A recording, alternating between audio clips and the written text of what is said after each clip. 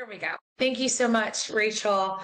So today, January 10th, it's our combined action team meeting for our flood task force.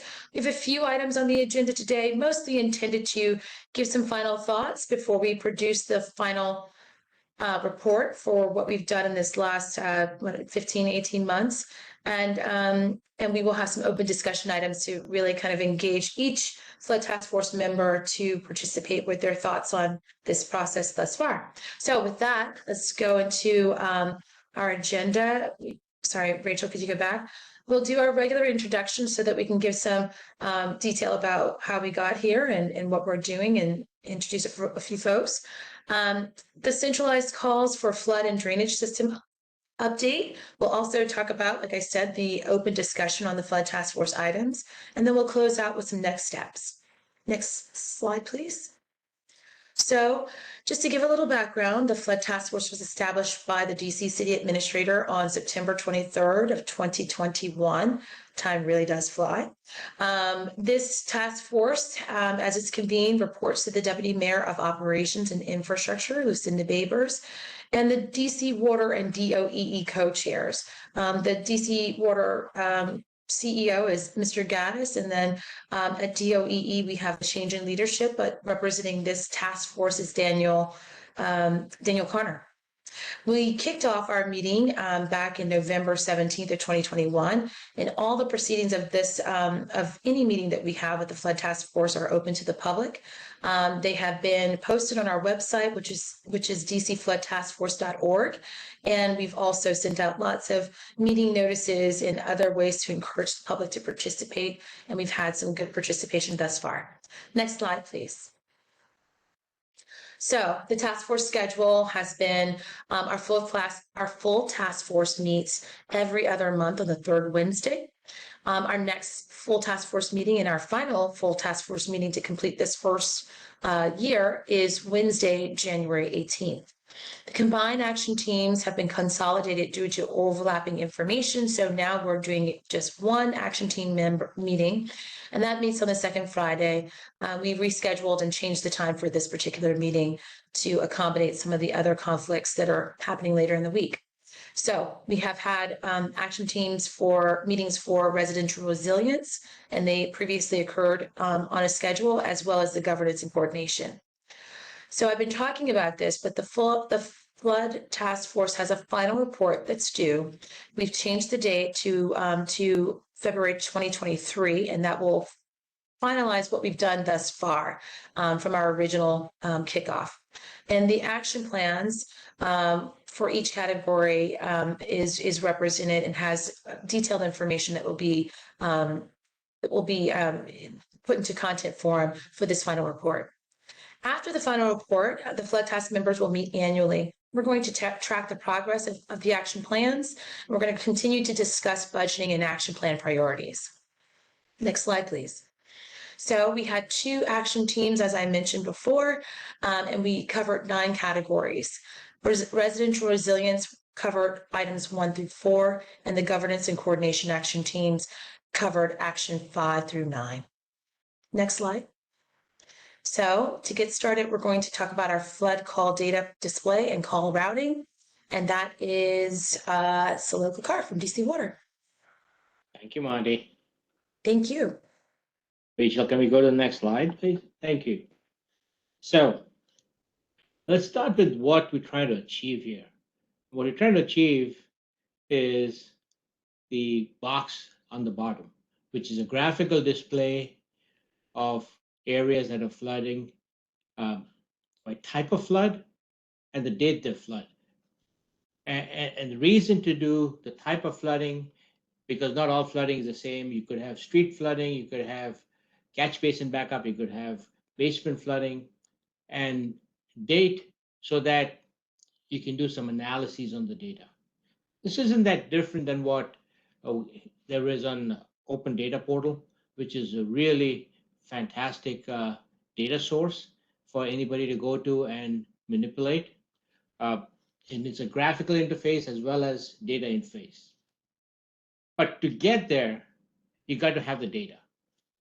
So the box above that says DB connection and manual entry option, that's where the data would be consolidated in a format that can be fed into the graphical interface.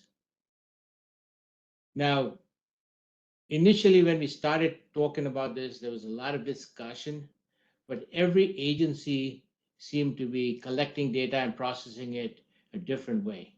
Rather than trying to make every agency standardize how they do it, the concept here is to leave it alone as different agencies collect the data they may collect it, whether they do it manually, whether they have it in a database, and create a connector to a database out there. For example, let's start with DC water. All of DC water data eventually goes into what we call Maximo, which is a maintenance management system. It's a SQL database. Our IT would create a connection and push the data over to the database for Acton to capture in a format and then feed into the graphic. Same thing would go for DOE, DDOT, DOB. So their current processes are not interrupted. They can continue doing the current processes. It's just at the end, how is the data moving over to the database? Now, if they don't have a database to begin with, and they're entering it manually, then there'll be a manual entry screen. So that will then feed into the database. So the point here is to minimize disruption of processes that exist at present. Now, where interface required between agencies is standardizing on what in Maximo, the term is failure codes. It's not necessarily the term we have to use, but that just means how do you assign a code to a particular type of flood? Just to be consistent, so everybody uses the same nomenclature. So to get this accomplished, what do we need? Next slide, please. Okay. So the goal here is to have a public-facing map where everyone can see the historical flooding complaints categorized by type and date. What we need is an agreement from all the agencies that record data, do investigations of flooding, to use the database, and then agree on the failure codes. It doesn't work unless everybody feeds the data into it. If one agency does it and the other agency doesn't, then we've got an incomplete picture. So to get this done, it's going to require multiple meetings with agencies. But the first thing we need is a commitment from the different agencies to participate in the effort.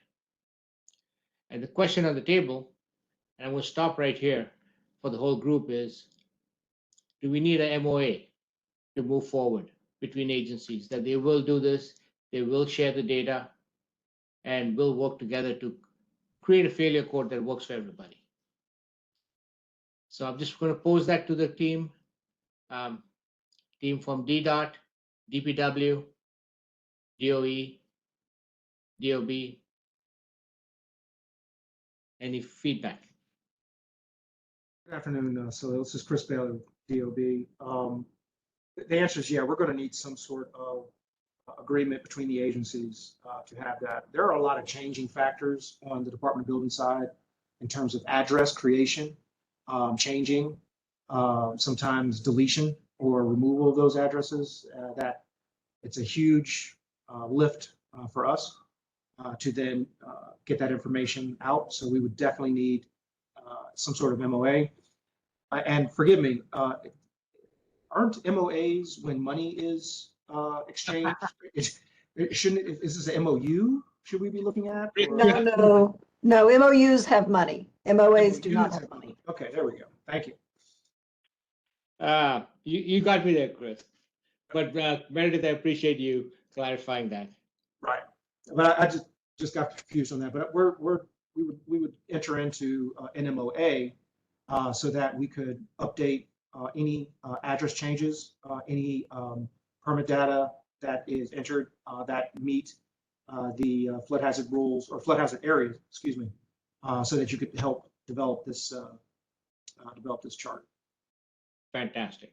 And part of the discussion point we should enter into is how specific do we want to be? Do we want to look at an area or an address? Because the point of doing this, the primary point is, as projects come online, areas should stop flooding.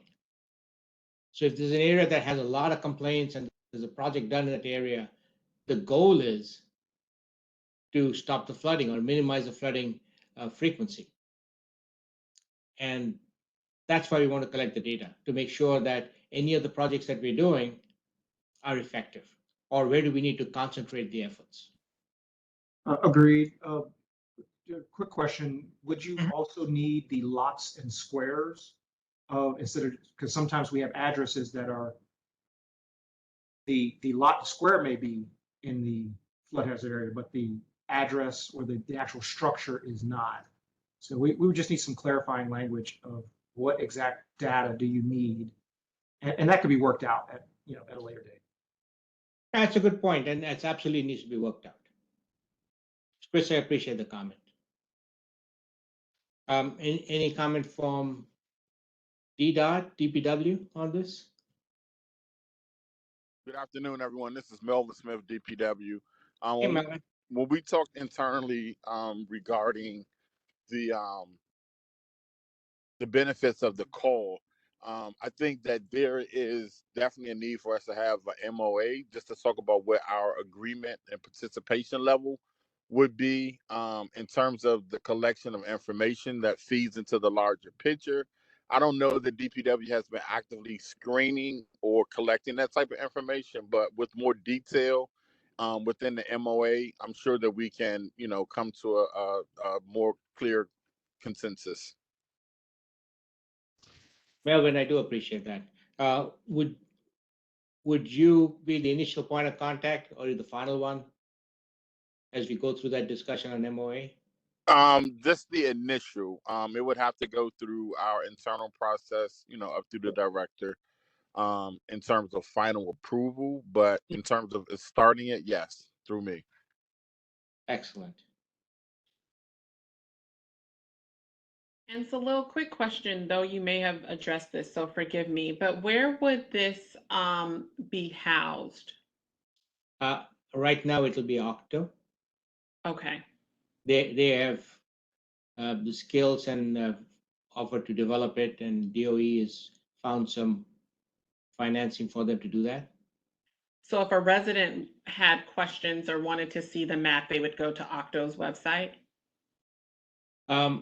Once it's developed, hope is that we can put on open data portal, which is a DC website developed by, I believe it's developed by Acton and maintained by them. It's really a fantastic website for DC. Okay. Thank you. Mm-hmm. And we may choose, this is Nick, we may choose to only make publicly available certain information about the complaints and but have government officials have access to the full suite. This is we'll have to figure that out going in, but I think we can plan on having a distinction between what is publicly available for everybody versus what the government can access. That makes sense. Thank you, Nick. Yep. Super.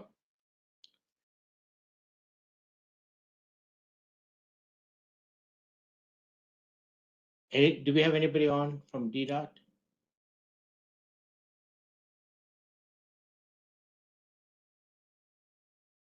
I don't see anybody. Okay. So in the similar vein, we have a second project that's related, but we kept those two separate. And this is stopping the merry-go-round for residents that call and they call an incorrect agency that is not charged with solving their issue. And then they get asked to call another agency. So rather than doing that, so for example, if DC Water gets a call and they believe, and they do the investigation and it's not a DC Water issue to resolve, and they decide it's a DDOT issue to resolve, rather than calling, at present, we call the customer back and have them call DDOT.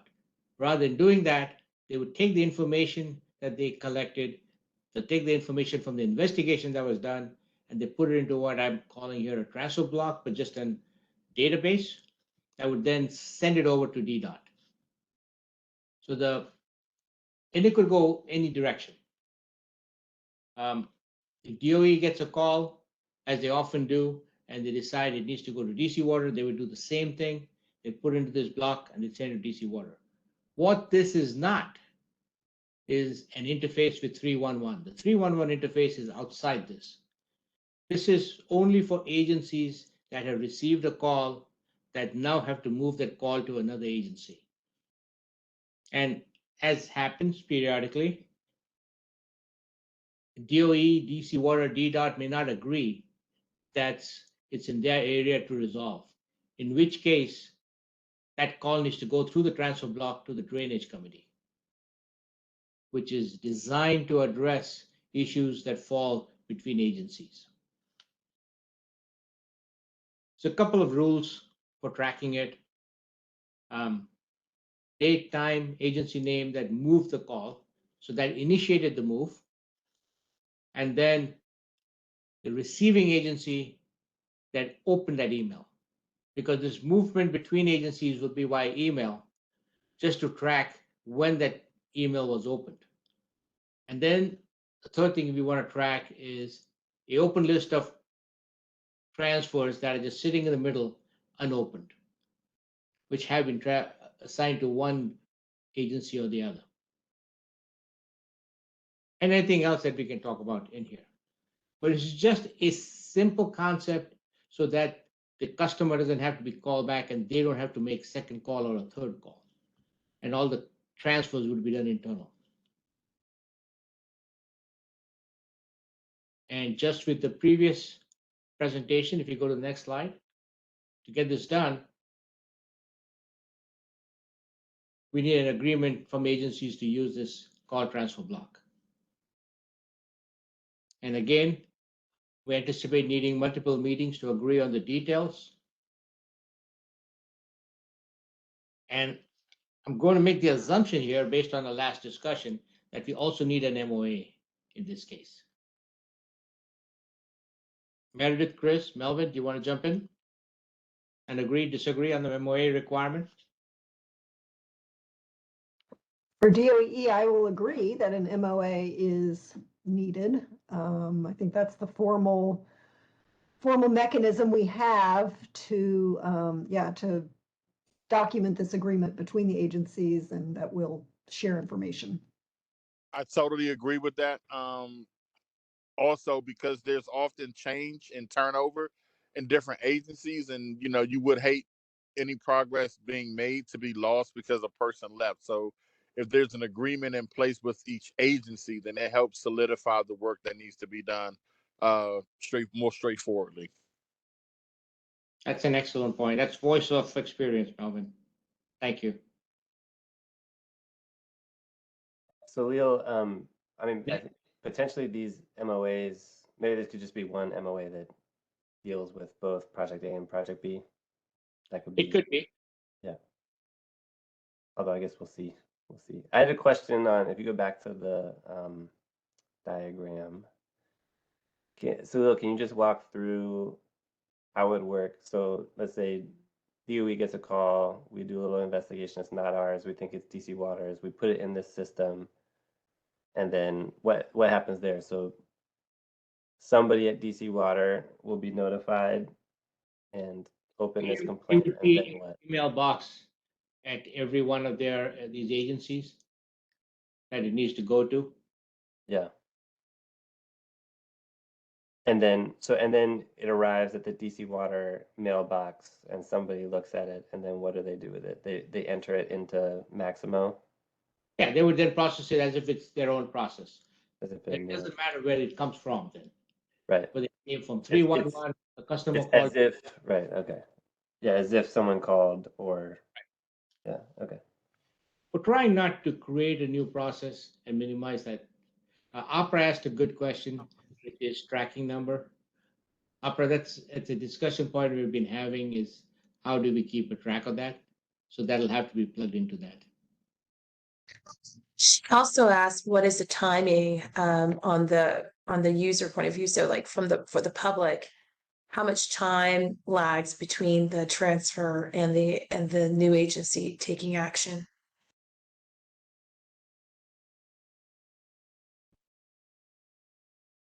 I'm assuming, Opera, your meaning, is there an expectation of time, or would that be established in the MOA, what that response time would be?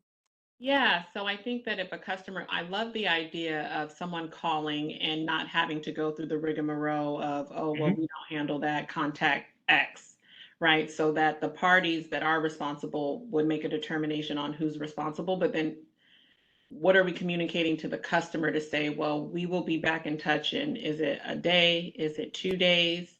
To let you know the responsible party as well, and give the expectation that that agency should also be reaching out to the customer as well within that time frame to let them know next steps. Right. So you are correct, Opera, and I appreciate that input. There are some calls, though, like my backyard is flooding. That's not going to be resolved. It's the rain's got to subside, the water's got to go. There has to be investigation. The source of water has to be. And there are some calls like the streets flooded, maybe a catch basin's flooded, that we dispatch a truck to make sure it's unclogged. Mm-hmm. So it can't be, it won't be a single response time for everything. But the point is, we have to close the loop with the person that called. Mm-hmm. They're not left hanging. So that's a good point. Thank you. So we'll work that into the. So Salil, maybe in thinking there should be a knowledge of expectation or acknowledgement of expectation of time, response time from going into the transfer block and actually the next agency contacting the end user, the customer, the resident. So it's a little more complicated than that. And Chris, I hope you don't mind if I use you as an example, just the straw person. Sure. DOB gets a call. None of us have any control on what information DOB has with them when they receive the call. Do they have a phone number? Do they have a block number, etc.? If it's not something DOB can answer and they put into the transfer block, and that then goes to, say, DC Water or DDOT, we act on what we have. We may not have all that information at that point.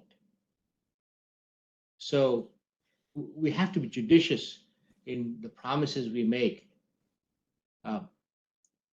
We do our best to try to respond to everybody, but it's also a function of the information that's collected. And to go back to that point and say, DOB, DDOT, DOE, DC Water, you got to collect more information. That's then going into the individual departments, agencies, work processes, as we're trying to avoid doing. Try to work with the information that comes in and then optimize its use. And I'm sure as we move forward, it's going to have to be fine-tuned. Yeah, this will, I like the concept, but there's a lot of agency already in place response mechanisms, and that is going to be a bit of a hurdle to overcome. A lot of our communication at Department of Building goes through our customer response tool, which is outside of our Outlook. It's our own database. We keep it so that addresses, people can be combined when that individual responds, and then it can be sourced out, or it can be copied or sent out. But accessing it from another department is difficult. So it would almost be like a one-way street of information. And the SLA, the service level agreements that are, that are in place for the customer would also be, I don't know any other agency what their timeframes are, So if we get something, it could be 3 days before we respond. And the other agency is like, oh, they'll get back to you within one. We really need to be on the same page with the other agencies' response programs, their internal SLAs, in order to make this be a very smooth and helpful process. But I understand the concept, and I'm willing to work with to make it happen. No, I appreciate that, but you bring up a good point. Yeah. DC Water has a internal KPI or response time, which may not apply to DOB or DDOT or DOE. Exactly. And we shouldn't make it apply that way. It'll fall apart if we try and do that. So I think it's definitely two parts. One is educating the public on who to call to begin with. And the second part here is if something is incorrectly sent to one agency or the other, how do we transfer it over?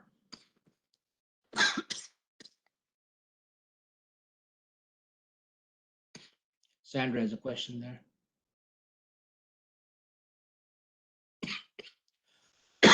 Yes, you okay? Okay. I was going to read Sandra's question. Sandra, would you like to come off mute and ask your question? Otherwise, I'm happy to read it. Yeah, I just, as a user, caller to DC government agencies for my business license, a lot of things. I've had some pretty bad experiences, and I just want to make sure we're not creating something that's just going to make make someone more frustrated. So, there needs to be some quick response. They need to know if they're calling, they're going to be able to explain to someone that someone's going to call them back. And I like the tracking number thing, but what's going to assure that there's going to be some responsive person addressing this call? So Sandra, great question, and thank you for sharing the concerns and frustrations of someone who calls in. We are not changing any of the idea here is not to change any of the KPIs of individual agencies and what they promise in terms of callback. This is a behind the scenes movement of calls. So for example, and I can only talk about what I know really well, which is DC Water. We may get a call and our command center will create an investigation work order. We have a KPI within an hour or 90 minutes, I believe. Somebody will respond. If they are not able to resolve it, and it's not within DC Water's area to resolve, they would then ask the resident to call maybe DDOT to resolve. But if it's an emergency, it's something that our staff would go in and work on regardless.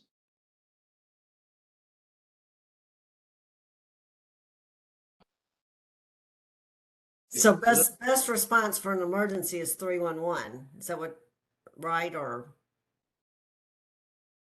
if they want a quick, if it's related to DC Water and they want a quick response, the fastest way is for them to call a command center.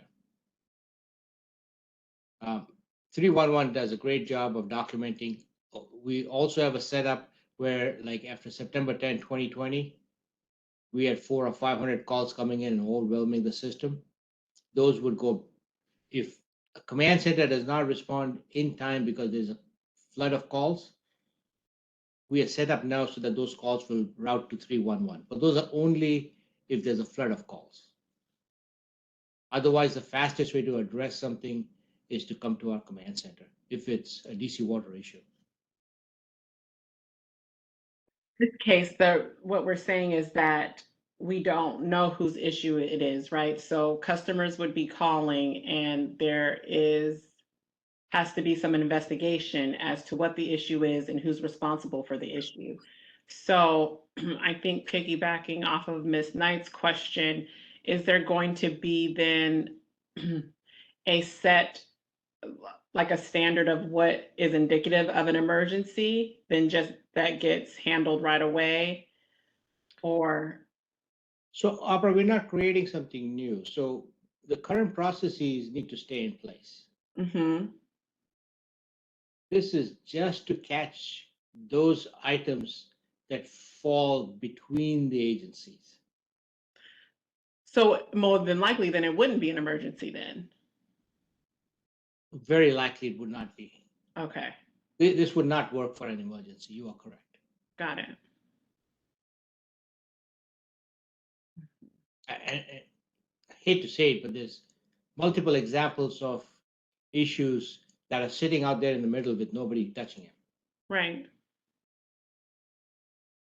Maybe to get back to Sandra's question, I don't know that we'll be able to solve the situation where you try and call an agency and you don't get a person. But what we are trying to solve is a situation where you call an agency, you get a person, and then they say, "Oh, that's not us. You should call someone else." And then you call someone else, and like, "Oh, that's not us." We're trying to solve that problem. So at least when you do get to the a person, that's the only call you have to make. Is it going to be that clear helps with a the little bit. single point? I get what you're Yeah. saying, but what's going to be the single point of entry? Because if I'm having some issue out in the street that floods every day, and I think, okay, I'm going to take care of it today, and I go, well, I'm going to go look up the DC government website and see what I'm supposed to do. Yeah. You could just hang out in there for days and not fall upon the right number Yeah. to call. So I'm just saying how, the average citizen, how are they going to know? And then is it going to be a central button, or are they Well, I going to think have to go eeny, meeny, miny, mo? I think I'll call the blue agency. No, maybe the green one will work, or maybe the purple one will. And I'm going to call, and then they're going to have, hold for somebody. Dial 1 if you know what you want. Dial 2 if you think you know what you want. Dial 4. yeah.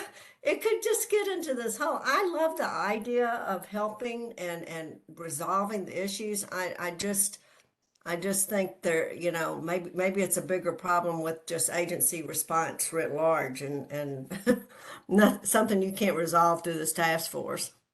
Yeah. Well, one thing that I think gets at this is instead of trying to force everybody and do outreach and say this is the number you call if you have water problems, we just say it doesn't matter what number you call. We'll get you to the right place. Just start with, even if you call DC Water and it's not a DC Water problem, don't worry. We'll put you in the system and we'll get you to the right person. So in that sense, we're kind of acknowledging that, yeah, it's a wild west of like you could call a bunch of different agencies and not get the right one. So we're acknowledging that and saying, you know what, we don't want that to be the holdup. Just call whoever you think it is, and then we'll find the right place for you.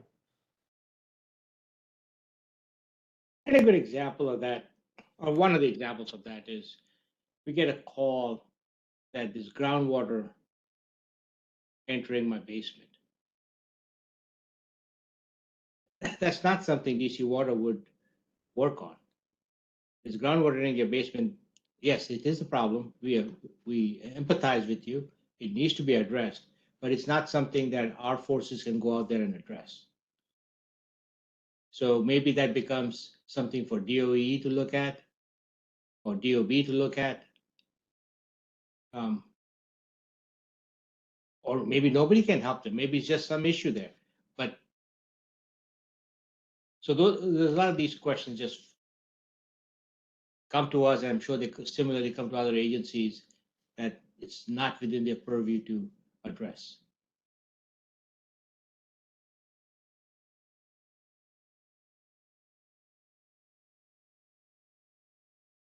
But I do appreciate the. So Leo, this just popped in my head, but Sure. is there anything for like an FAQ that can help direct people to the correct agency instead of, because I do see a lot of potential with, hot potato with a customer, and that's what we want to avoid. But if we could if we could get the customer to pinpoint exactly what their issue is, then it can then be funneled to the correct, the correct agency instead of vice versa. Hey, Chris, I love working with you. And Sandra, appreciate the questions. I just made the same note on my pad out here. I can give an answer to that because we have planned on putting together a information sheet, which is who can deal with this issue, depending on which agency it is. So, yeah, I think that's part of the Drainage Committee action plan is to create that public facing simple document. And it's all related, like the failure codes that Salil talked about in Project A, right? I think that will arise or give rise to this like info sheet, right? So we all need to agree on what these different codes are, who, and then we can take that, and that will be very like government focused, workflow. But then we can take that and say and make some generalizations, put it in a nice infographic, and then we can all like DOE can have it on our website, and DC Water can have it on their website, and then it'll still be backstopped by the system that you're looking at here, which is what if you never see the info sheet or you're still not sure, you call DC Water and it's not DC Water, don't worry. We're not going to make you call 10 other people. We'll just figure it out for you. So I think there's like multiple layers that we're trying to address this issue with. And the other point is, even though the task force would officially finish this phase in another month, this work needs to continue. And I really appreciate the teamwork that's created through the first year and a half. And we definitely need to continue this because it's going to take some time to get this done.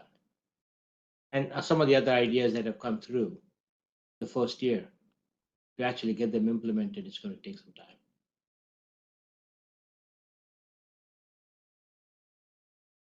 Well, I'm just going to say all the more reason for us to continue having our conversations in the future as a task force to work on these details that are still unresolved. But it sounds like there's some effort here with DOEE and what they're going to pull together in terms of a where to go, who to call kind of list. And we'll continue talking about this outside of this meeting today. So Salil, thank you. Are there any other thoughts that you wanted to put on the table before we move on to the next slide so that we can keep time and incorporate everyone's thoughts? No, and I appreciate the input from everybody. Great. So it's helpful. Great. Thank you so much, Salil. So next up, we have our task force open discussion. It sounds like we've already been having that, but this is more specific to a couple of items that we're going to prompt through in this area. So Nick Bonar. Thanks, Monty. Yeah, you can go to the next slide. So this is just kind of our, as we've all been saying, this is the last action team meeting. And we're just looking for some feedback so far on the task force process. So looking back, and then also going forward, what do we want to make sure we still do, or is there something that we've missed that we got to make sure we do in the next year. We're looking for feedback, looking back and going forward. Just as kind of a way to close out this, I guess it's been more than a year now of doing these action team meetings. So yeah, just open it up to the group here. Any thoughts and comments?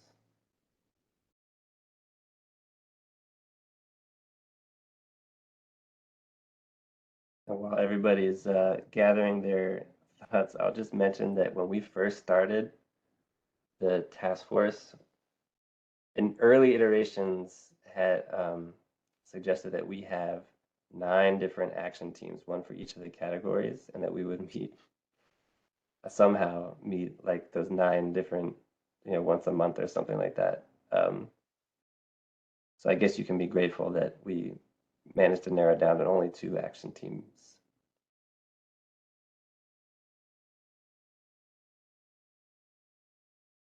That's success and efficiency all wrapped up into one. Thank you, Nick, Yeah. for sharing that.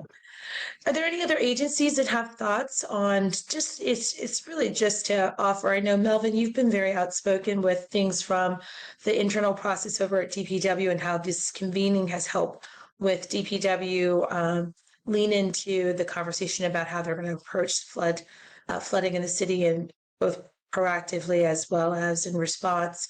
I know HCMA has been very vocal, as well as the new now DOBE and DISB. So we have a lot of folks that have been very participatory in these conversations. So if there's something you'd like to offer and add here, we'd love to hear it.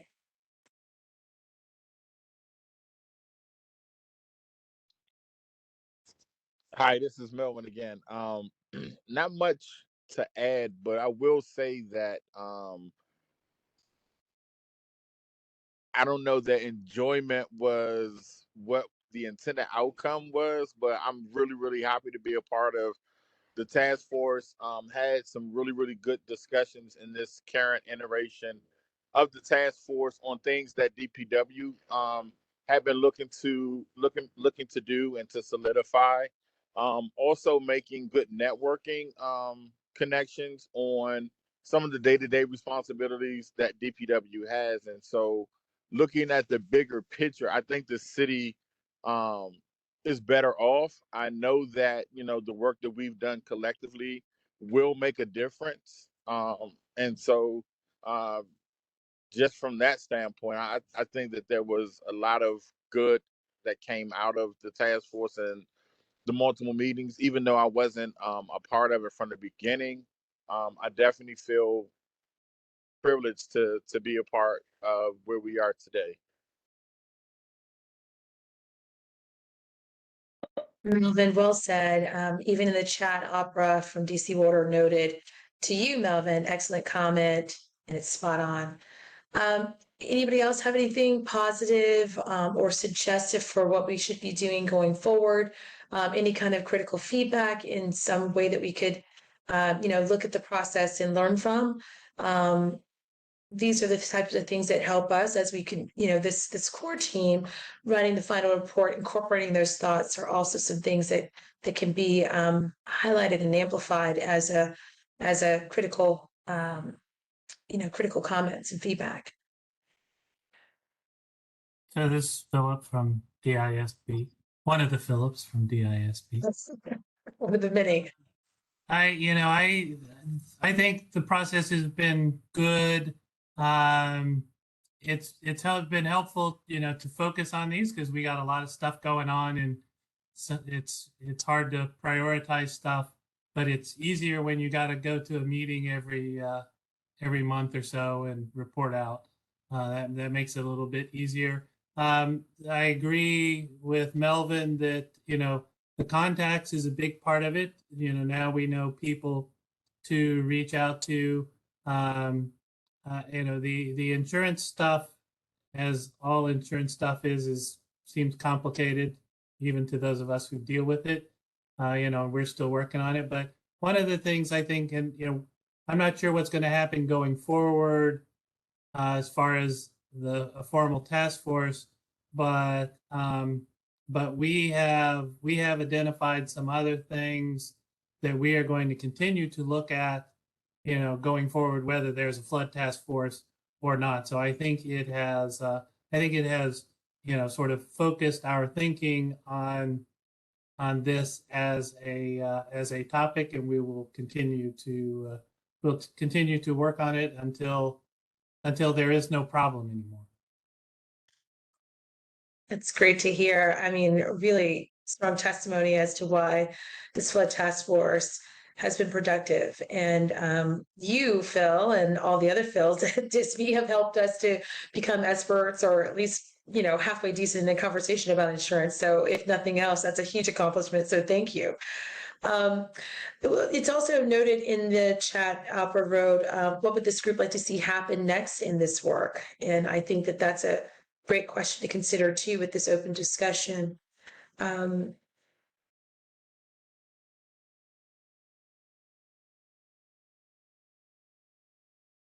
Well, we had talked about continuing this at a different frequency. Maybe the first year we do it every 3 months as opposed to every week or every other month. But some frequency, there'll be catch up on some of these projects that are in the pipeline that haven't been finished yet. And then a maintenance frequency beyond that. Yeah, that is good. Just to keep it front of mind. And as Philip now is it's a nice new quote. It's focused our thinking. So we'll start to keep that schedule going along. And I do agree, Salil. Yes, the check-ins, the frequency of check-in will be important moving forward. Melissa, I think that you were trying to chime in at the same time as Salil. Please come off mute and share your thoughts. Yeah, I was just going to comment that I thought the templates for putting together the individual plans was really helpful. I think having everything written down, including the history of things that have happened to date, was tremendously useful for focusing us and getting, you know, often with government processes, with staff turnover, you lose that history and you sort of lose the action plan for what that means going forward. And I really appreciated that. And I agree with Salil that we need to have some form of accountability for this work to continue, because a lot of good work has happened through the task force. And it's so easy with everything else that everyone else has going on, that if you don't have regular meetings, that things do get lost and shuffled down your to-do list. So I am hearing lots of great vibes, lots of good feelings from this. It has been, you know, we have had our pace and our cadence has been very regular. You know, we meet on a high frequency, but I think that the subject that we've tackled, asked by the city administrator to tackle, has been so important and pressing that I think it does give the opportunity for everyone to really focus their attention on how we can perform both proactively with plan, measure, and also as a response to you know, after a flood event. So I hear all the good messages here. Is there anyone else that would like to share? And thank you to those that have given your thoughts and your words to some feedback here.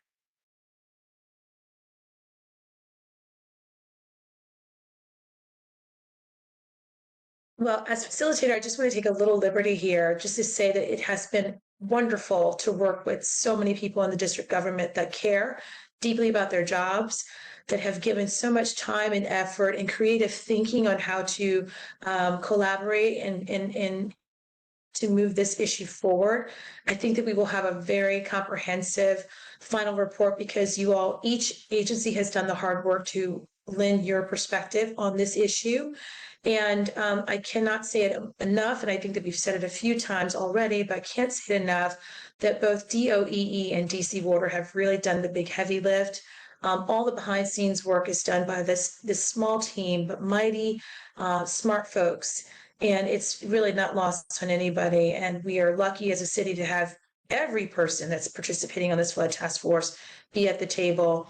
And I want to just give a special shout out to Sel, especially. He continues to be a great voice, giving us some look back at what's happened in the past and how we've gotten here, and then continuing to innovate with his thinking and work with us as colleagues. But there's many more of you that I am not as familiar with, but I do want to just share a little special shout out to Sel, because he has attended pretty much every meeting that we've had. And so with that, you know, we're going to wrap up here. We made this meeting short intentionally because we know that everyone has a lot of things going on. And we have a lot of content already. So we're challenged with making it smaller and, you know, consumable for the public and any other stakeholder that's interested in this final report document. So with that, I'd like to take us to our next steps. And really, as a closing credit, I mean, gosh, everyone has been fabulous, but we do have a little bit more work left, and I will I don't know, who wants to cover this? Is it Nick or is it? Yeah. Okay, great. Thank you, Nick. Yeah, all right, so just 4 more slides left in the last action team meeting. But this is just a reminder. So next week on Wednesday, that there's going to be a full task force meeting, and the main thing at that meeting is the task force will be voting on final approval of batch 3. So there's 3 slides of batch 3 stuff because we have a lot of action plans in batch 3. Yep, so those are all of those. And so just be prepared, get your leadership prepared when you're at the meeting. We will be asking for the votes. We'll do it the same way we've done it in the other task force meetings, but just, you know, heads up, we will be voting. And then, if you go, so this slide, the action team homework. So there's 2 things. Number 1 is, so we've got the public comments back. They submitted them around the January 1st. And so hopefully between the time we received public comments and now, you have made edits to your action plan. If you have any changes to your action plans, that's okay. You just need to send them as soon as possible because we need to send out these action plans back to the entire group so that you have a few days to look at them before you vote on them. I'll call some people out in a second to just ask if we're getting new action plans from you or not. But before I do that, just the second bullet here is, in addition to voting at this last task force meeting, we'll send some instructions, but I think we're going to open up the floor after the voting to just ask each agency, each member, to give us, one sense, one thing that they're looking forward to being implemented.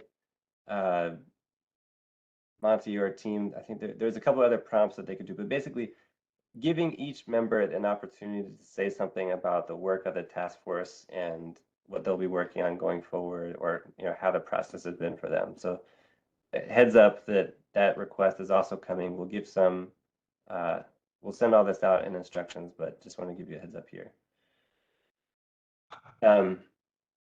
So Rachel, I think you're doing the slide. If you go back to the first batch 3 slide, so I'm going to call some people out here. I just want to know, so I'm not going to call it DOE because I know if we're doing updates or not, but so Disby, will you be sending updates on any of those action plans 1.6 through 1.9? I think so. I think really probably 1.7 A and B is the most likely. I don't think we have any substantive changes to the others. Okay. That sounds good. So please, if you can get it in the next couple of days, that'd be great so we can turn around and send it. And then also, I've been a little bit involved in the comments that on these action plans. But if you can plan at the meeting on the 18th to just review some of the substantive changes so that you don't have to spend a whole lot of time, but maybe like 1 or 2 slides on what has changed before they vote on it. So I guess that's a request, Philip, for you and the Disney team. Because I think there's been a lot of movement and good work, and I just want the chance for you guys to share that. At this point, Phil, you guys are pros on presenting. You guys have presented quite a few times, so I think that you'll be great at it. I know it'll be great. That will be the other Philip doing the presenting because I will be out there. Right. So. Right. Fair enough. All right, and I saw Salil appear because he knew I was going to ask him about any changes to 2.2 and 3.2. I don't know that we got any comment. I think most of our comments were on the insurance one, but we'll revisit it. If there's comments, we'll make a slide to show what's changed. okay. But all right, but the more pressing, I guess there's 2 things. One, like if there is substantive change, please do present it. But also, I need to have the actual revised action plan so that so everybody's looking at the latest one. And it's okay if you're not making any changes, like there's no public comments and no change, but that's fine too. But I do need to have them this week. And then if you go to the next slide, Rachel. let's see. We'll I think update 6.6 because it says DCRA, so we'll designate which of the, I think it's DOB there. Yeah, I think that one we're good. I'm looking for other ones here. Drainage complaints. I'll take another look based on our latest conversations, Salil, but I think that one should be pretty good. It just has like the general framework. And then the last one, I think the last slide, Rachel, is this is HCMA. Again, I don't think there was any public comments on these, but I'm not totally sure. So Melissa or anyone from your HCMA team, just a heads up. If you guys are going to make changes, please make them in the next couple of days. Right. Yeah, I will check with our team. I don't think there's any changes that we're making. I don't think so either, but yeah, just do a double check. Okay. All right, so we have the homework. Again, just make sure that your director or their designee is on the next final flood task force full meeting, final for this round, that full meeting, so that we can have the participation that we hope to have to kind of close out this first chapter. Again, that full task force meeting is on January 18th. That's Wednesday next week. From 10:30 to 12:30, it will be the full 2 hours, because we're hoping that we will have a full discussion and some comments that will be received from each agency and all of the task force members. So that can take us some time. So the voting seems to go fast, but the conversation and the discussion is what we're hoping will be a full, a full part of our meeting. So with that, again, outtake credits, I'll say Salil, Opera, Barbara, John, Lyle, Nick, Meredith, Lily, and all the others. And if I forgot your name, I'm so sorry, but the A team has been fabulous in this whole grouping. Lots of work done behind the scenes. And for you, members of the Flood Task Force, you've done a great job in responding to all of the emails and requests, and your time and energy are absolutely valued. And we appreciate your time today. And I want to say thank you as we sign off at 3:32. And we'll talk to you guys next week. Thank you so much, everyone. Thank you. Thank you all.